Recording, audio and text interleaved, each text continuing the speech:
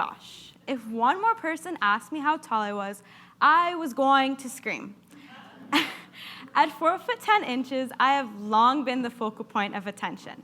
People just couldn't resist commenting on my shorter stature, including how I'm legally considered a midget. And yes, funny as that might sound, it got old.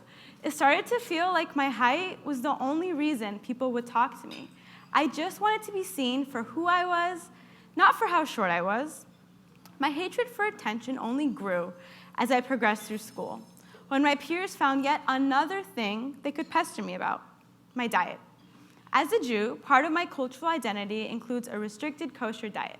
This is essentially a set of Jewish-specific dietary laws on meat and dairy. However, the differences in our cultural backgrounds made it challenging to discuss this traditional commitment with my peers. They had a hard time understanding what keeping kosher was and confused it with being vegetarian.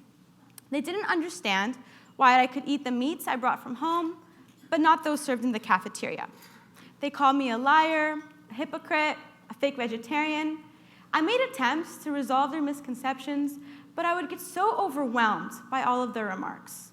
They made me ashamed of who I was and what I valued. Eventually, I convinced myself that the best way to get rid of all of this unwanted attention was to make myself invisible. This meant keeping to myself, eating lunch alone, ignoring people who used to be my friends. And this worked for a short while, but it had a cost. I lost friends, opportunities, cultural ties, and a measure of my self-respect. My plan to remain invisible failed and made me lonely and lost. I knew that I needed to face my insecurities. So instead of hiding from the attention I received, I decided to transform it. I changed my mindset. I chose to embrace my brilliance.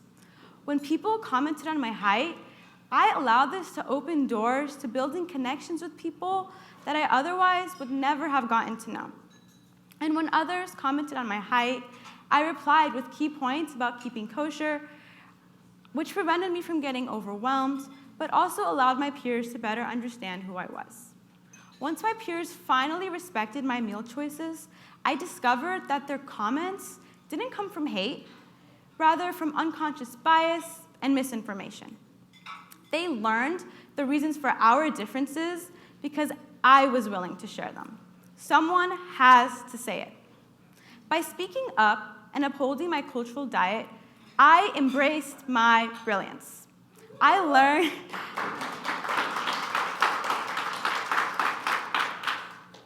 rebuilt my identity, my self-confidence, and my self-worth. I learned that I was no longer defined by my height. I learned the value of perseverance and that keeping an open mind and an open heart opens doors to building relationships. By speaking up, I embraced my brilliance, and I took these lessons to heart to challenge myself. I started small by replying to my peers' comments, then asking questions, and eventually becoming comfortable leading my own discussions. These characteristics might have once scared me, but no longer. I discovered that I was becoming a leader, and I liked being a leader. I liked the thrill I felt every time I stood in front of a crowd, and that people finally stopped from looking down to me to looking up to me.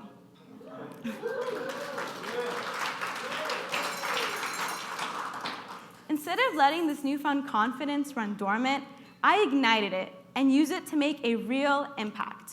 I did this by taking on my very first leadership role as president of my high school's homeless outreach club.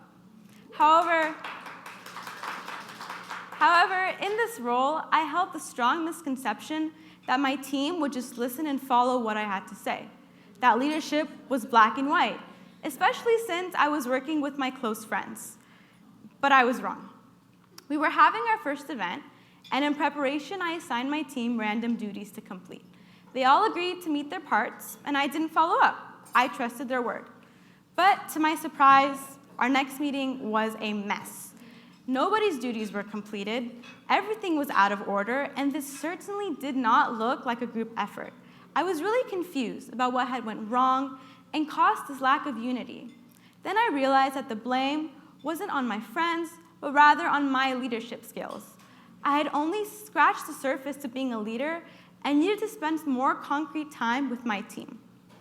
But since I was working with my close friends, I was afraid that being too authoritative might cost me my relationships with them. But I looked around, and I saw that school organizations were also working with their close friends, and they were successful, they were unified, and they communicated very well. So if they could do it, what was stopping us? So could we. And we did, by having honest conversations with each other, talking about our purpose and our goals, and also spending more time with each other. I realized that working with my close friends was not a negative thing, and it's totally normal to feel torn between relationships with close friends and professional commitments. Now looking back, I am thankful for those exasperating comments on my height and diet that shaped the leader I am becoming. Those who used to hurt me taught me how to stop being invisible, challenge my mindset, embrace my brilliance. I learned to speak up, and I stand tall.